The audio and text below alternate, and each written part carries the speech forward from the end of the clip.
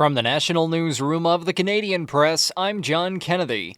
A new internal report from the Canada Border Services Agency is calling for better training and additional information processing tools to help its intelligence program fight firearms smuggling and human trafficking. The review found the program had been mapping out current data systems against its needs, highlighting gaps and identifying more advanced tools that could help collect, store, and integrate data while processing, reporting, and sharing intelligence more efficiently. The recently released evaluation report from the agency also found the sensitive nature of the activities and a lack of data had made it difficult to fully assess the program's effectiveness against the crime. As Canadians face an increase in climate change-related extreme weather and are forced to adapt, experts are calling on Ottawa to ensure the nation's healthcare systems are properly prepared to adapt as well. Disasters that bring people to the emergency room, like fires, floods, heat waves, and other extreme weather, often also strike the hospitals themselves. The director of adaptation research at the Canadian Climate Institute says every health authority in the country should be thinking about moving electrical systems out of the basement, improving ventilation in buildings, or simply installing proper air conditioning. Pro-Palestinian tent encampments on Canadian universities have sparked debate over whether campuses are considered private or public property.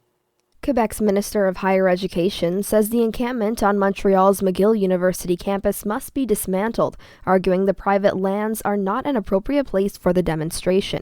McGill's downtown encampment has survived 2 failed legal bids to have them removed, as protesters demand schools divest from Israeli companies and cut ties with Israeli universities.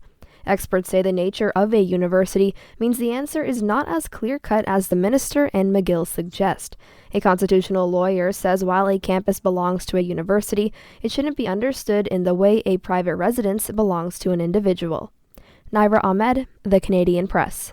And rapper and pop icon Nicki Minaj says she was detained at an airport in Amsterdam for having marijuana in her bags. In this very moment, I'm king.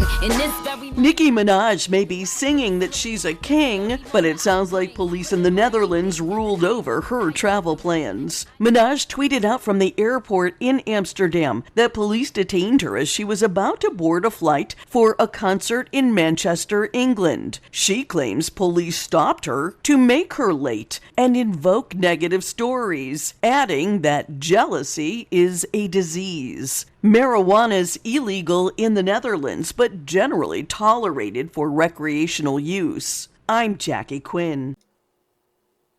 This is the Canadian Press. In sports, Canada has been eliminated from the Men's Hockey World Championship in a stunning 3-2 shootout loss to Switzerland in the tournament's semi-final. Sven Adrigetto scored the decisive shootout goal after a 10-minute overtime. The Swiss will play Czechia tomorrow in the gold medal game, while 28-time grand champion Canada will have to settle for a bronze medal game with Sweden. Kerry Carpenter hit a 2-run homer for the second straight game, and the Detroit Tigers edged the Toronto Blue Jays 2-1. Reese Olson limited the Blue Jays to 1 unearned run and 3 hits in 6 1/3 innings for his first win of the season. Blue Jays starter Jose Barrios gave up 2 runs and 7 hits while striking out 5 in 7 innings. 2-time PGA winner Grayson Murray has died at the age of 30. There are no media details on how he died. Murray opened with a 68 at the Charles Schwab Challenge at Colonial on Thursday. The next day, he was 5 over for his round when he withdrew with 2 holes to play. From the Canadian Press, I'm John Kennedy. Thanks for listening. Don't forget to follow and subscribe. For more of today's top stories, visit thecanadianpressnews.ca.